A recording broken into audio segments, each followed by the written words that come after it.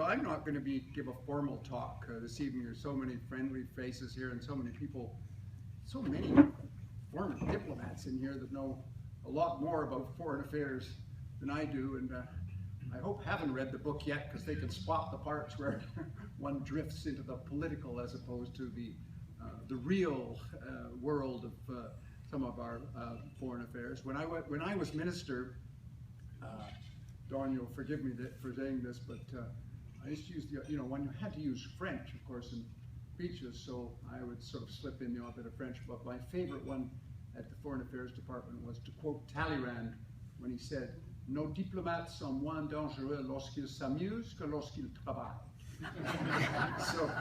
so we're here to amuse ourselves, not to work. So we're not going to be too dangerous. But Valerie asked me if I could just speak for a few minutes about the book and what's in it. I mean, really, the golden thread through that book is really the internationalization of our country and our lives, really, as individuals. The globalization was the word that was used for a long time. It's now fallen out of favor, but it does sort of sum up what has happened in at least my generation in a way that was quite remarkable. And it comes home to me because I grew up in this city.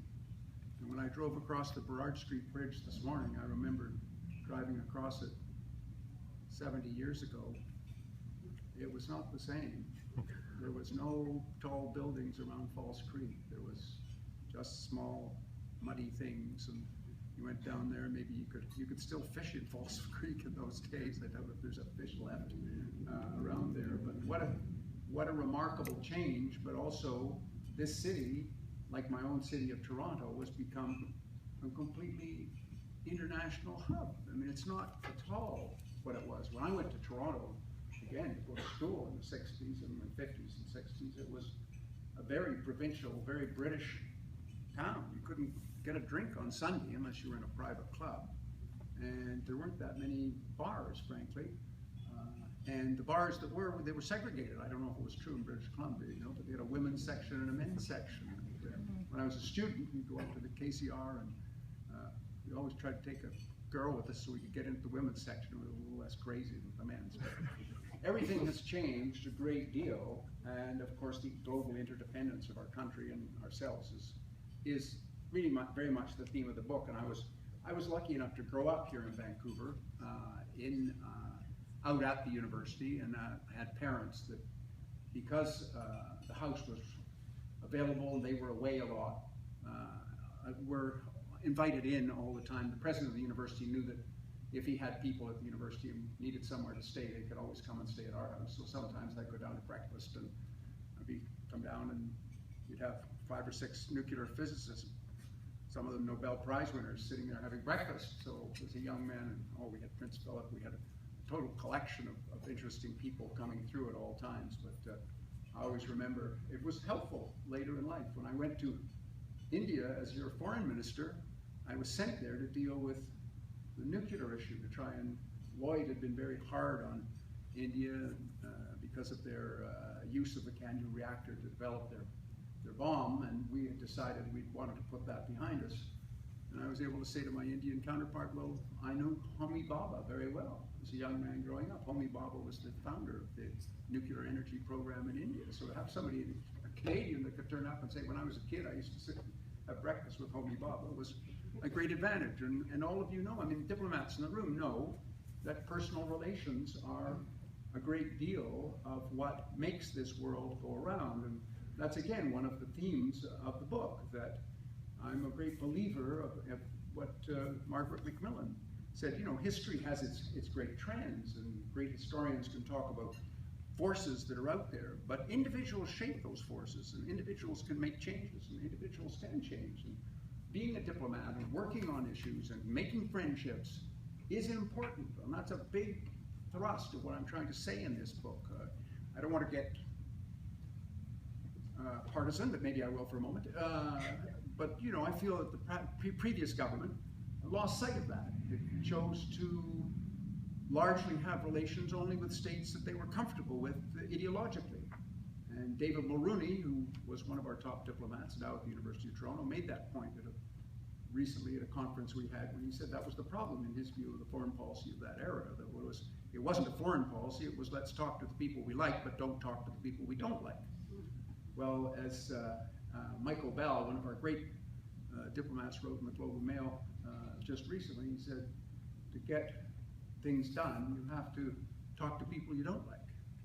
You have to get in with unpleasant people. That's where the work has to be done. If you're not going to do that, you're not going to get much done in this world. And Shimon Peres used to always say to me, you don't make peace by talking to your friends.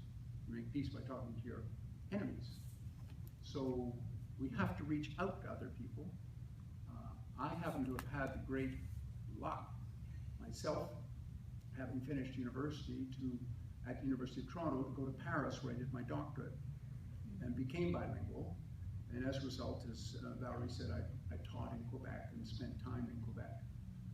And I came to have a strong belief that Canada as a country was formed partly by the need for us to accommodate one another, accommodate a different culture, and even, here we are in the law courts, I can say, accommodate a different legal system.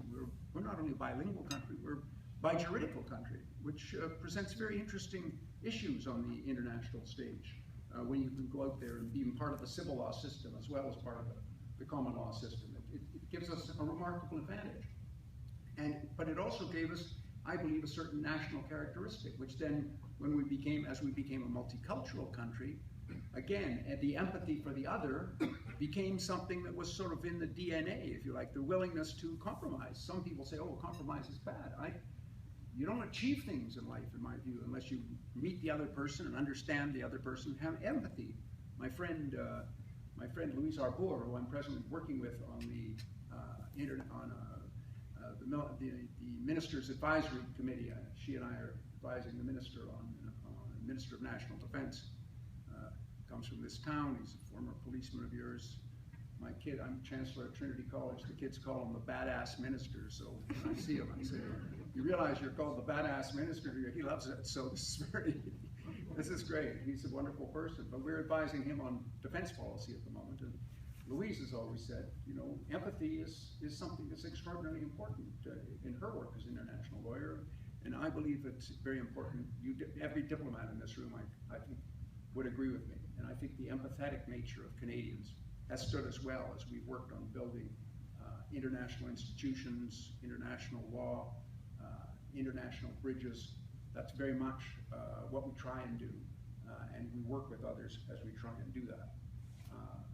I was, as I said, fortunate to have studied in Paris, to become bilingual, and to have done my doctorate and practiced international law before I got elected, which was, again, a kind of an interesting sidebar about politics. When they came to me to say, would I run for the party in Rosedale? It was called Rosedale in those days. It's now called Toronto Centre. It's not even the same riding anymore, because it's probably the same here in Vancouver. You've been redistributed. Everything looks a little bit different than it did some years ago. My old riding is now divided into two different ridings. But in those days, it was one riding which ran north and south.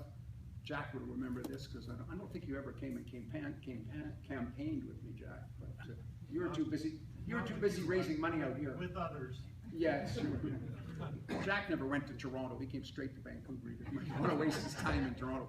But in those days, Rosedale ran from Rosedale itself, which had some of the wealthiest people in Canada, right down to the waterfront, where it included Regent Park and St. Jamestown, which had some of the poorest people in Canada, because very large immigrant populations.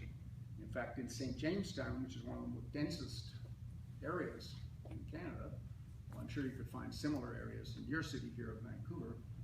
We did a census when I was the MP there, and there were 67 different languages spoken in that one small area alone. I spent days campaigning in neither English or French, a bit of Korean, a bit of Chinese, a bit of Tamil. You never really, and sometimes you couldn't communicate with the parents very well. You had to communicate through their children. Their children would come to the door and say, well, listen to your parents, leave it a vote, and everything like that. Actually, of course, politicians are terrible about their stories, but they've got, you know, the wonderful stories about campaigning. And one of my favorite ones about campaigning was in Regent Park, actually, apartment, a subsidized apartment, subsidized living, and a boy came to the door, so I said, "Can I speak to your parents?" "Oh, no, but." So to make small talk, I saw a television. I said, "Oh, that's a lovely looking television you've got there." "Oh," she said, "Yes." So I said, he said, "Would you like to see my television?" I said, "You've got a television too?" "Oh, yes, we have a television in every room." So I thought, "Oh, how many televisions do you have?" "We have 4 televisions." "Oh," so he said to me, "How many televisions do you have?" I said, "We have 1." He said, "Do you live in a 1-room house?" It was sort of, you know, the attitude you would get from young people. But campaigning, my point about the campaigning, that is that distraction, was that I was told, "Bill, you know, you're not going to really relate very well to, quote, those people down there. You know, you're an international law professor, and you're not going to have any political empathy or contact or understand." And I sort of believed that a little bit, so I was sort of nervous when I first started. Then I started meeting Tamil people, and we started talking about human rights in Sri Lanka. And then we started Filipinos, and we started talking about the politics in the Philippines. And then somebody else, in another community, and I suddenly discovered it was a great asset to be an international law professor in Toronto Centre. And in fact, it was a far greater asset than in Rosedale itself, where the wealthy people lived and who really thought, well, you know, an MP's just an MP. But in that part of town, having an international law professor, when I did get elected, was great, because they actually would come to me with problems. And when I became foreign minister, I had a wonderful opening to many foreign ministers. When I would meet them, or if I was with a group of foreign ministers, I could always say, "I've got somebody in my constituency who comes from your country. And that person wants to see a better world." So that's the way I approached the Chinese foreign minister when we were talking about human rights. I'd say, "I've got Chinese constituents. Let's make a better world together and try and do that," rather than saying, you know, "Here's our idea, you've got to behave this way and we should behave that way," etc. And that is a part of the way of building empathy with people. But the advantage of it was true. But that's the nature of Canada. I think that's the nature of what makes us very much what we are. So when I was in the House of Commons, it was natural that I gravitated towards the international dimension of things. And for some of you I know have been, I was going to say good enough to read the book, maybe crazy enough to read the book might be something, but really for those of you who read the book, you may find, as many people who've spoken to me have said, the interesting thing, one of the most interesting chapters in the book for them was the chapter on parliamentary diplomacy. That people don't realize how active parliamentarians can be in diplomacy. Don's nodding his head, but when I was the chairman of the CFAID, you know, we were a very active committee, and the government knew that, and the department knew that, and they used us. When we go on Canada-US, they'd say, "Hey, go to the Senate, go to the Congress, go here, go there." I was often used by the government to do those things. Mr. Chrétien sent me to Saudi Arabia when I was the chairman of the Foreign Affairs Committee, because he didn't want to send a government representative, but he could send an MP who didn't sort of carry the baggage of a minister, have the problems of speaking for the government. Paul was reminding me that we did a report on nuclear energy and nuclear issues that then ultimately led to a white paper on whether or not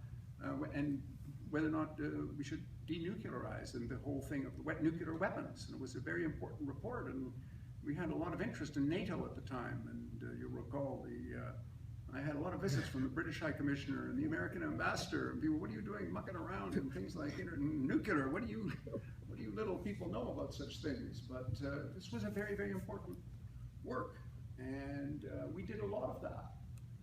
To the point when Mr. Chrétien saw me the other day, I was at their wedding with him, and he said to me, "Bill, I read the book, but I did not know you were doing all those things." So I said, "Prime Minister, I wasn't going to tell you, you might have stopped," you know. So, but we did a lot, and it was a very rewarding, wonderful work.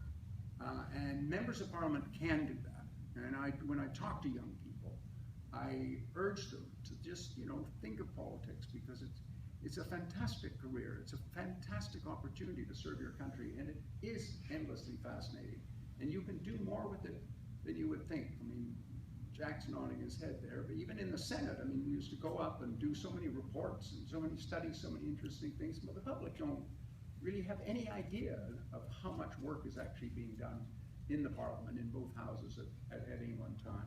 So I had an extraordinarily rewarding time as an MD, and then I became foreign minister. But I just want to say one thing about that MP time, that was a very interesting time for me as an international lawyer, because that was a time when international law was really evolving. Lloyd was the foreign minister. He was a very active foreign minister. And you recall we had the Ottawa Convention on Landmines. We signed on to the International Criminal Court, which my committee then had to study and put through the House of Commons, and which most Canadians don't realize is actually in the statutes of Canada as part of the Criminal Code of Canada. So that when our soldiers go to Afghanistan, or when they go abroad, or when they go anywhere, our soldiers are governed by the Criminal Code, and they're governed by the Rome Statute. So people say to me, does international law apply to what you do? I say, absolutely, it applies to what we do. It's part of our domestic law, much as there's a gentleman here from the UK, you'll recall it's in the UK as well. And when they were considering going to Iraq, you may recall from the Chilcot inquiry that's coming out now that the Prime Minister at the time was asked by the Chief of the Defense Staff to get an opinion as to whether or not the war was legal. And the first opinion he got, he said, I'm not going to send my soldier. Michael, what's his name? He said, I put people in The Hague. I'm not going there myself. I don't believe this opinion. And the Prime Minister had to get another opinion from the Attorney General. And even that now is a matter of controversy, which was part of the legacy of Iraq. But international law is important. And international law was involving responsibility to direct, responsibility to protect. The whole dimension of international law was becoming much more a part of domestic legal systems and much more a part of constraining what we did. Of course, a lot in trade law, in the area of trade law, where we were building very strong trading relationships based on legal rules. And I think it is problematic in that today, I think we have to look at this, and something body like the CIC and others, here we are in the law courts, you might look at the extent to which those rules are eroding. As I say, I'm working with Louise Arbour, and looking at what China's doing in the South China Sea. I've had some controversy or discussions with my former colleague, Mr. Lee. I saw him in Rome recently at the Trilateral Commission. We had a long discussion about the application of the international law of the sea to what is happening in the South China Seas, and Russia in Crimea. These are big problems for us. Many people say that probably the book, if it has value, will be useful for students who are studying foreign affairs in the future. And there is a pretty good historical record in the book, at least from my perspective, about who talked to who and who said what to who when. So I think if you have there's a lot of information in there, and I think what we forget about the decision not to go to Iraq is, it's so obvious now that it was the right decision. People forget that actually at the time it was pretty controversial. It wasn't that easy a decision to make, frankly. There were very substantial elements, not only in the Department of National Defense, which was very determined that we should go to Iraq, which was rather amusing because later when I became the minister, I had many generals and colonels saying to me, thank God you guys kept us out of that. But there were substantial, for example, in my own town of Toronto, the business community, there was a lot of the business community in the country who genuinely believed that if we didn't go to Iraq, we would pay a high price in our economic relations with the United States. And I think that was shared by some of our diplomats and other people familiar with the Americans. In the end, as you know, I think we made the right decision. As I explained in the book to some extent, from an international law point of view, There wasn't the Security Council resolution that was required, but also, frankly, the facts were not there. Facts were not there. There was no real evidence that he had weapons of mass destruction. In fact, we knew he had some weapons of mass destruction. The only ones he had, basically, were the chemical weapons that the Americans had sold him when he was having his war on the Iranians. So the irony of the fact was that what was there, and there are terrible stories of young American soldiers being injured by those very same things when they were in Iraq, and they came from basically us, which is extraordinary irony of the whole business. But when I would talk to Hans Blix, for example, he would say, don't believe what the security people are telling you. Now, those security people were the American security people and the British security people. There was a dramatic moment when Mr. Kretschmer phoned me one night. He said that President Bush had phoned him and said, Bush said, I'm prepared to come to Ottawa to brief you on our security, on our intelligence about Iraq. And so Kretschmer, he said, what do you think? I said, I think that's a terrible idea. He said, we could say no on the phone better than we could say no to his face. You know, so I thought, yeah, you're right. You know, Mr. Kretschmer was always solid, very commonsensical and down to earth. So, but that, I reflect on that in the book because I think, and people here are experts in foreign policy, it seems to me if we live in societies where the politicians and the political people torque the intelligence, this is a very dangerous, I mean, this is what we need to make intelligent decisions about these matters. And if we can't rely, if we don't believe what the intelligence people are saying, this is very dangerous, it seems to me. So, and I think this is one fallout of the Iraq business that people overlook. They're not overlooking it in the UK. The Chilcot inquiry is bringing all that out, and it's very clear. A lot was suppressed, and a lot, in fact, Mr. Blair, who I think was a great prime minister in many respects, his reputation is now tarnished forever because of the Iraq business and the fact that he hid so many things from his own cabinet. And I used to talk to Jack Straw, and I'd say, what do you guys say in cabinet about this? He said, oh, we don't meet in cabinet to talk about this. And Tony Blair had what he called a sort of Chesterfield cabinet, where he would just meet with individual members by themselves and not the whole cabinet. So there was no kind of open discussion that we had all the time in our own cabinet. And that too is something that I try and reflect on in the book. I mean, there's a big difference between a parliamentary system and a congressional system. You know, I have conversations with Colin all the time about this. And I would, you know, I remember saying to him once we were in the White House, and you know, I said, well, I'm an elected member of Parliament. I can look my Prime Minister in the eye and say, my constituents think this is a damn stupid idea, and I don't think we should do it. And that's what I'm elected to do. And that's what I'm supposed to do. And we said, I don't say that to the President. You know, he said, I'm hired by the President. I'm the Secretary of State, but I work for the President. I'm not an independent political operator. I have no political credibility and no political constituency. I am only there to serve the will of the President. And of course he did that in the end when he made that speech at the United Nations. And he and I had lunch when he came to Ottawa, and he was one of the things he regretted. And I've talked to him since, and probably regretted it more than anything else he did in his career. So Iraq brought out a lot of extraordinary things. In the end, we did not pay a big price for saying that in the United States, partly because we wisely just said, we're going to do this. But we didn't blow a big trumpet like the French did. I mean, Dominique de Villepin was kind of a flamboyant sort of guy, and he was on the trumpet all the time, playing the Marseillaise in the ear of Colin Powell, just about drove him crazy. And there was a lot of animosity, both towards France and, as you'll recall, towards Germany, because it became a matter of the German elections, and Schrader, and Joschka Fischer, etc. But we kept it absolutely under the radar and just said, no, we're not going to do it. And we did another thing, which was kind of tricky, which was that we had troops that had been deployed to American units, and some British units as well. And these were then, in turn, being deployed to the Middle East. And we had to make the decision, would we pull these various officers, mainly, out. And we decided that that would be too destabilizing to the relationship, and so we left them in.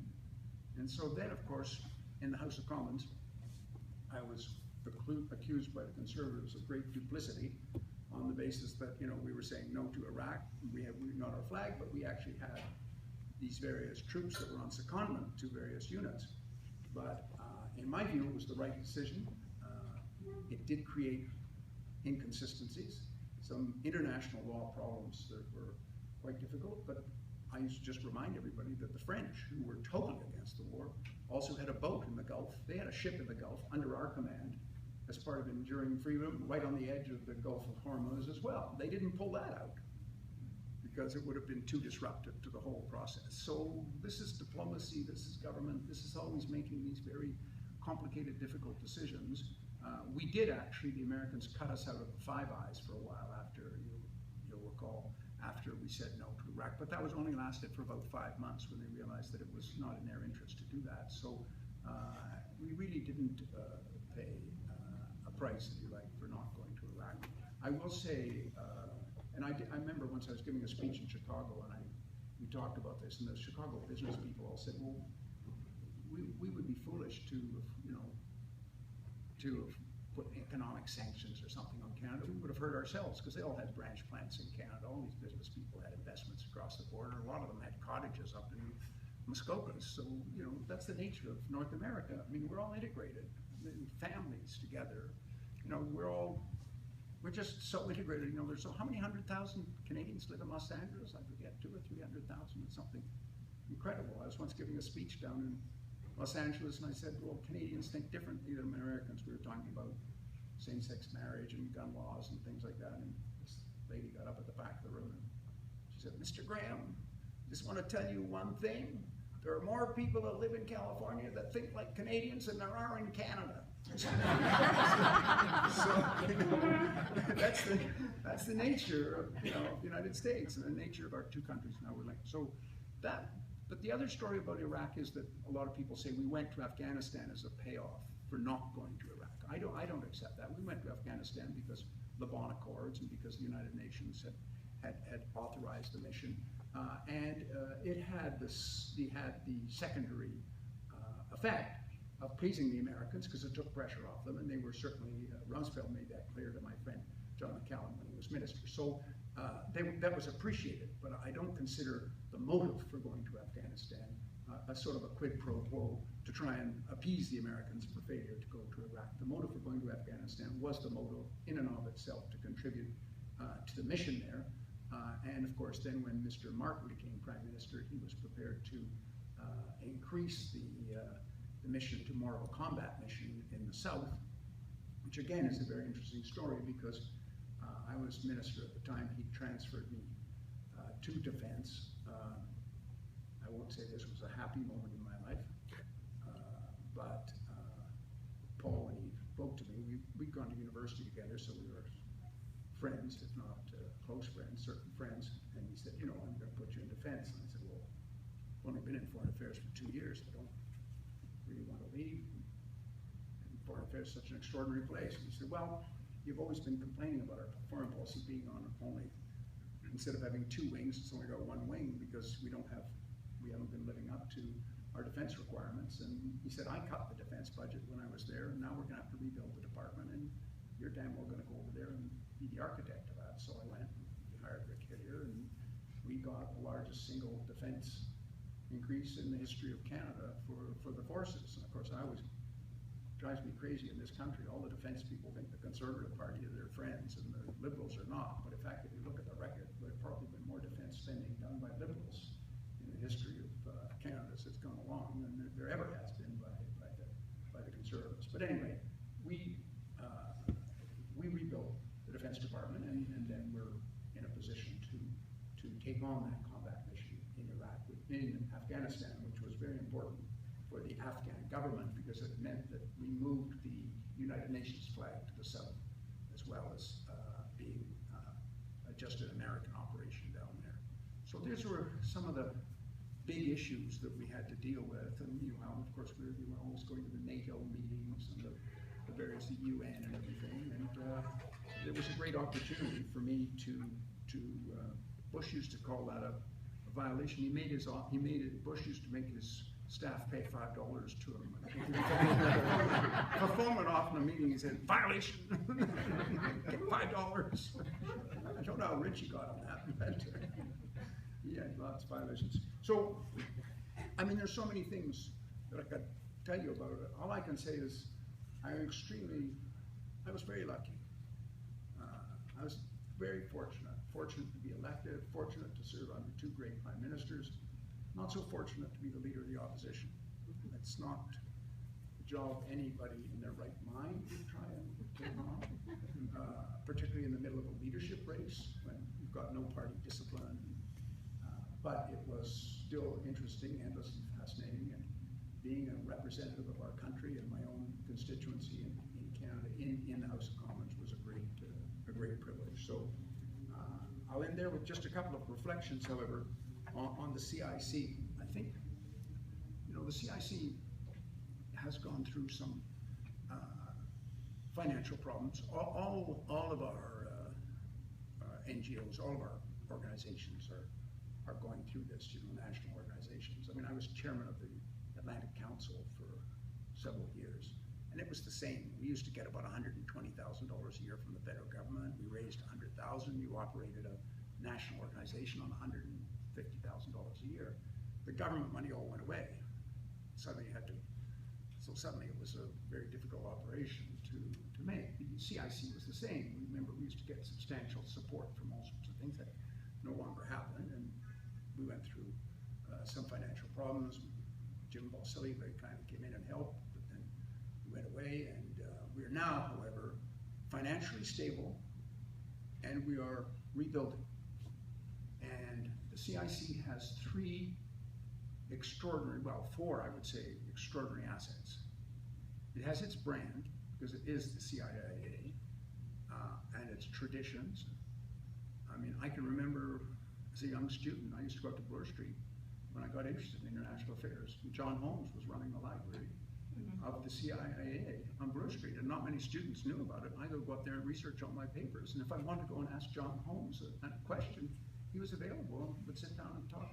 It was a remarkable, experience and a remarkable advantage to have. And then we run the CIC, but we have that brand. We have, in terms of asset, the branches, which are probably the single most important asset we have. Some branches are stronger than others, but they are there, and we can build on that across the country. The Ottawa branch is extremely active. I understand you here in Vancouver are active. Victoria is very active, where I'm going on Friday. So we've got, Toronto is active. Halifax is pretty active. So we've got those. We have Open Canada, for those of you who are younger and looking at the website. I mean, Open Canada is consulted. I talked to one of the Prime Minister's advisors in the PMO the other day, and I said, "What about Open Canada?" He said, "Oh yeah, we refer to it all the time. We use it. It's a tool that is important. It's an important tool, and it's got an opportunity to do links with other organizations, which will make it even more important."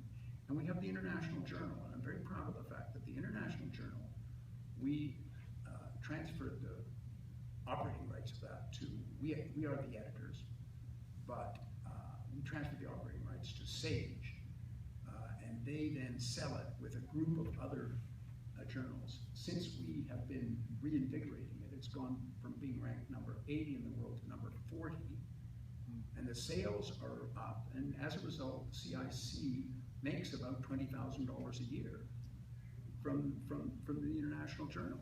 So our finances are now stable. We're no longer bleeding. Now we have to get out and raise more money. And we have to make the CIC relevant. And I'm presently consultant to the Minister for the Defense Review, and I'm doing a lot of research on hybrid warfare and what the Russians are doing in Eastern Europe.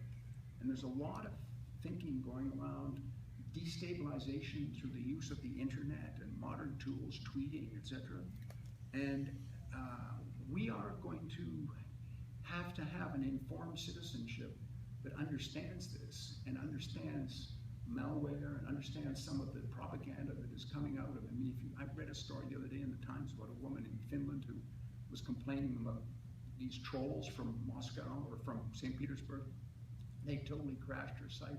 I mean, there's a lot going on the internet that we have to be aware of, and having an informed citizenship that knows this and can participate in it is really important. And the CIC, I think, can play a role in that and be an important role in that. So I just want to leave you with the thought that there's some serious work I think we can do together as Canadians with the CIC. We have to keep it alive, we have to keep it vibrant, and we have to keep it capable of meeting some of the modern challenges of the interdependent world in which we live. So thank you very much for listening to me. I appreciate it.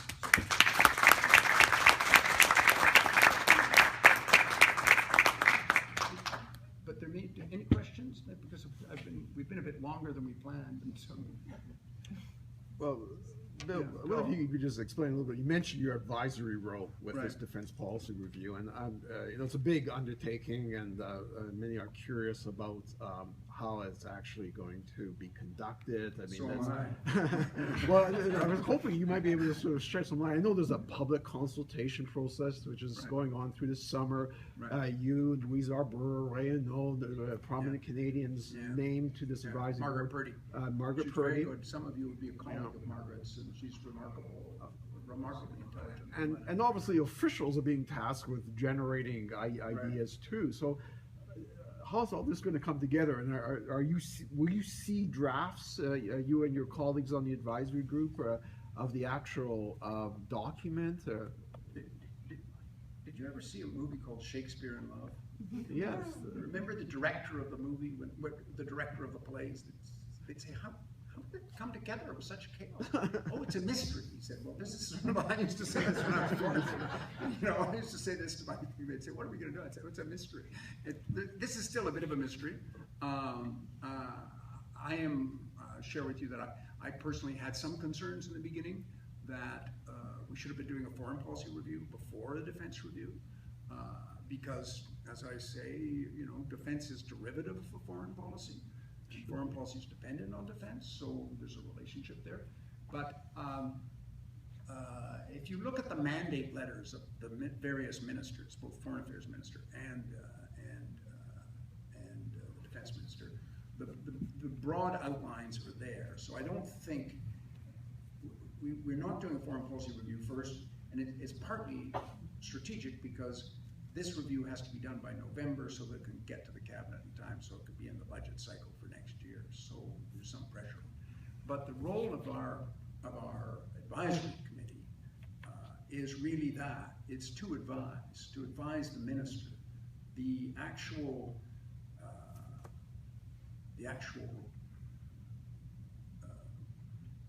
I'm not going to call it a white paper, but the actual report itself will be written by ADM policy in the department with the input, extensive input from Canadians, because as you said, there's an extensive consultation process. I assisted at a meeting in Toronto a while ago. We've had one in Yellowknife, Edmonton. We're going to go to Halifax. We've doing Montreal. Been in Vancouver. So there's extensive consultation process.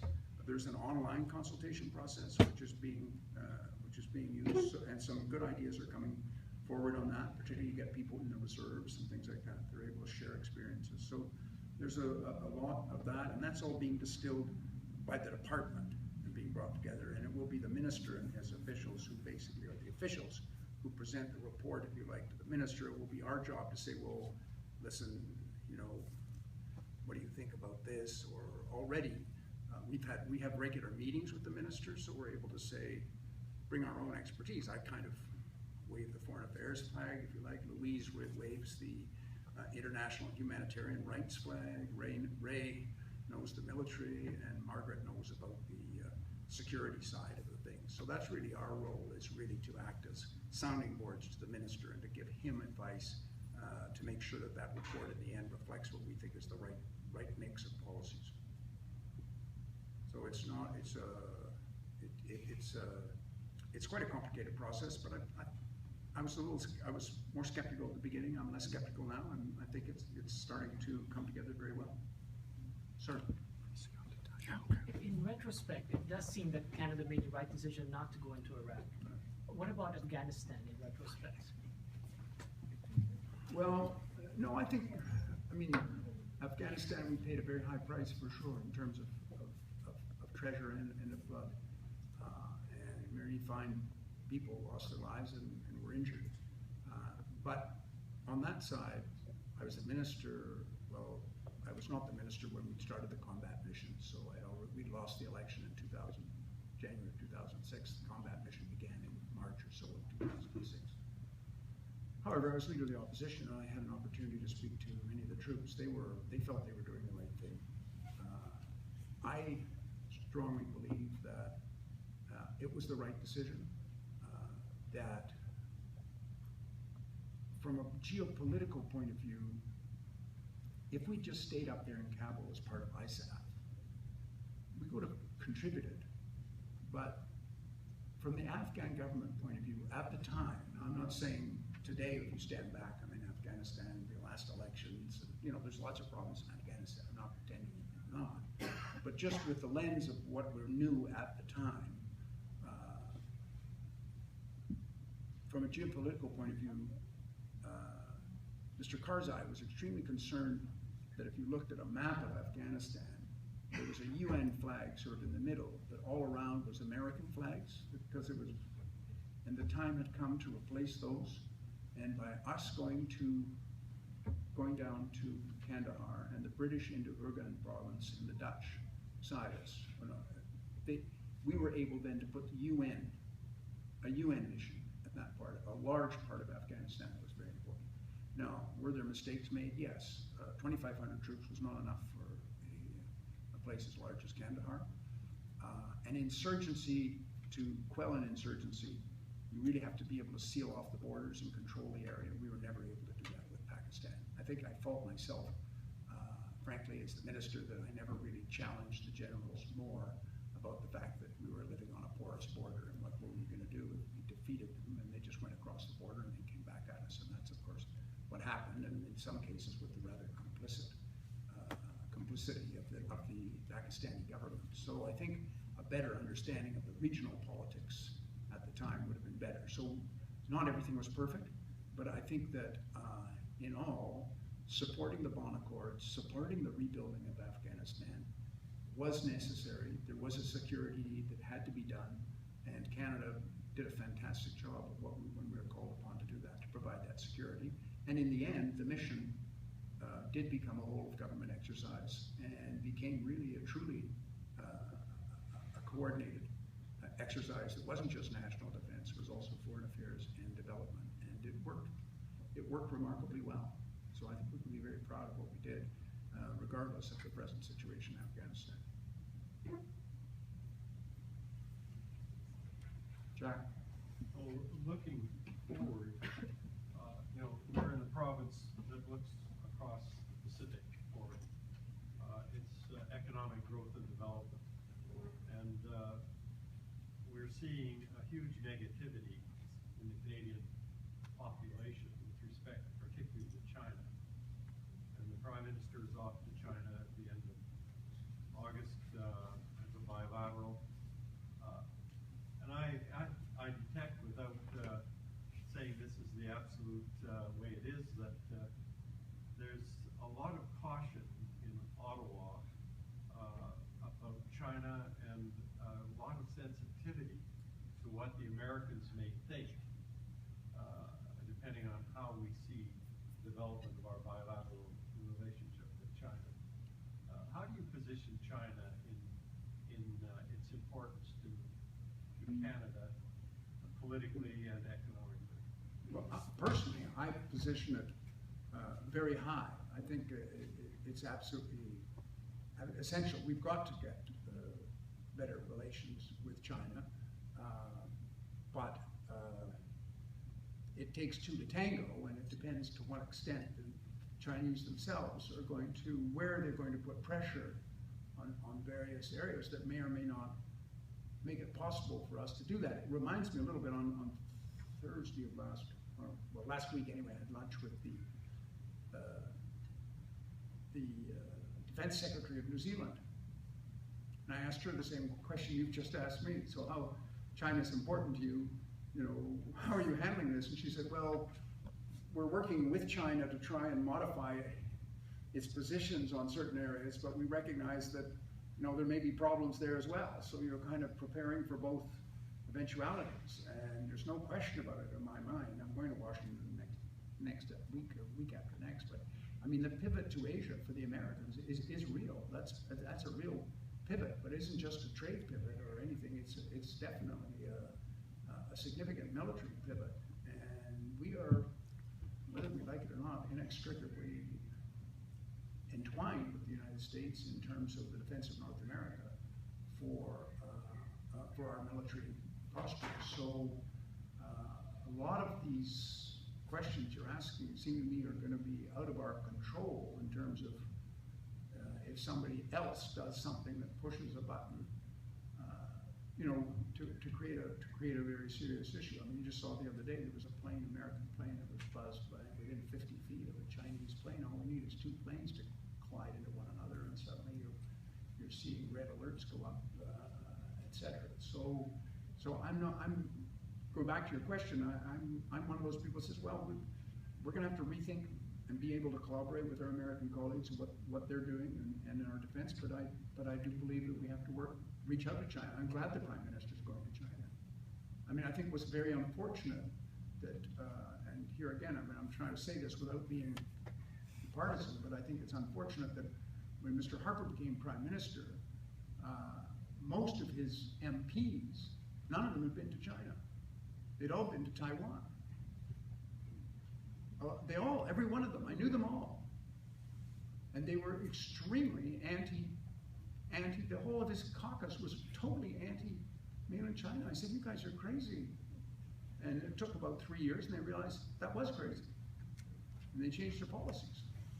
But it took, I don't think we can afford to do that. I mean, David Choi's here, he and I traveled in China together, and I'll continue working. I see the Chinese ambassador from time to time, and I see the former ambassador at Trilateral Commission meetings, and I see my former foreign minister friend, Mr. Lee, actually at the Trilateral. I was in Rome with him just a couple of weeks ago, and we talked about these very issues. So I think, going back to my thing about the empathy and everything, we have to be reaching out to people, talking to them. If they don't, that's what we have to do. But I agree with you. If I were living in Vancouver, that's the direction I'd be facing. I wouldn't have made a hell of Toronto.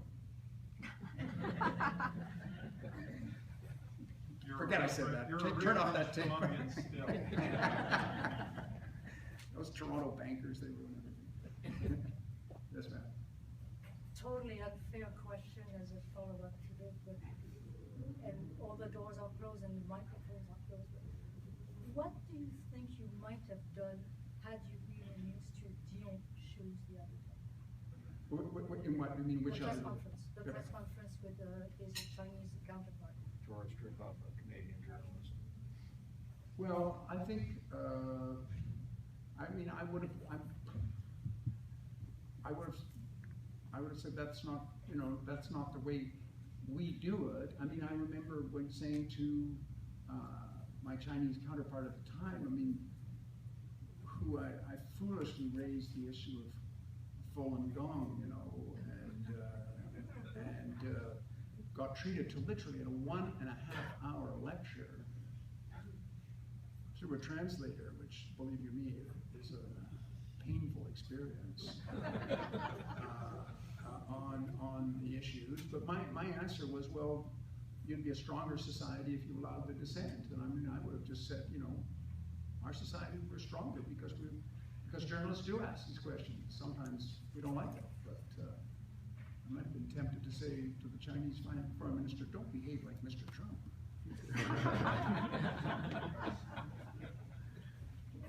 It's tricky, particularly when you're standing there and you're in the open and the mics are on, as you say. I have a great mic story with it. I saw Igor Ivanov in Russia. We were having lunch, and all the diplomats know the dangerous point. The minister said, come, I want to talk to Bill quietly in my office. Jim Wright, who was my kind of deputy, said, oh, minister, no, you can't go in there by yourself. yourself. And I said, well, he's invited me in by myself, so I'm going to go in by myself. It's polite, you know. So we sit down, and Igor said, I just want to have a private conversation. This was leading up to Iraq. So I said, a private conversation, Igor. A private conversation. Oh, he said, I know what you're thinking. I said, yeah, I'm thinking, you're thinking somebody will be listening. And I said, yes, I'm definitely thinking somebody is listening. So he said, oh, you're quite right, but they're only my people that are listening. So I don't know if in the Foreign Affairs Department, when you were the deputy minister, that was what we did, but anyway, our people. So we're listening. So anyway, we talked about Bull and Bow and things, but you know, who's listening? I think I get the impression people are drifting off, so I think maybe the time has come to bring this to an end. Well, if I could deprive you of the microphone for a brief minute, and I'm just cautious, obviously, we did go over a little bit time, but it was delightful to hear you, and on behalf of the CIC Vancouver branch, where you're always welcome, I'd like to thank you for making the time available. And indeed, in a way, three things come to mind by way of thanks. And the first, and it's perhaps underappreciated, is thank you for writing the memoir. I mean, I'm currently teaching here on diplomacy, and there's a dearth, frankly, of Canadian authored materials on the practice and policies relating to our foreign relations. And I know it's hard work, and I just wanted to commend you for persevering and contributing at this. I haven't read it yet.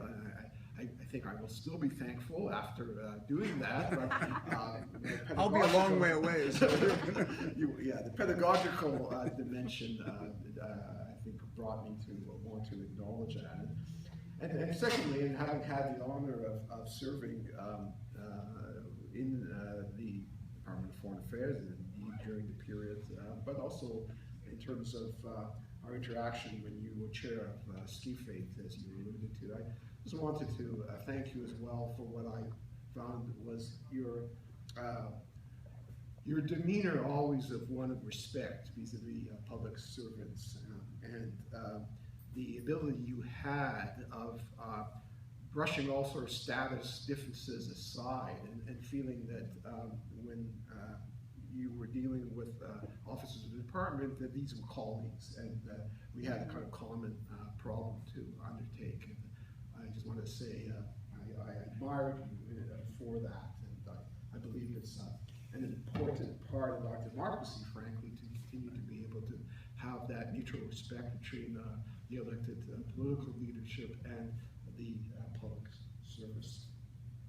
And I guess simply by way of a concluding thanks, I feel that the kind of activism that associate you with in terms of our foreign policy and contributions to our both foreign and security relations really was something to emulate and to appreciate. There was always a sense that something was going to be accomplished, and I think at times, unfortunately, we've drifted from that, and I look very much to having it renewed. And I think what you are doing for CIC, as with all the members, is also very crucial, because if we're going to have an active and supported foreign policy, we do need the engagement of the citizens of the country in whose name these actions are taken. And I think in that regard, the proud traditions of the CIA and now the CIC really do merit to be continued. So on that note, thank you again for being here with us, and I would ask that people just join me in a little token of appreciation.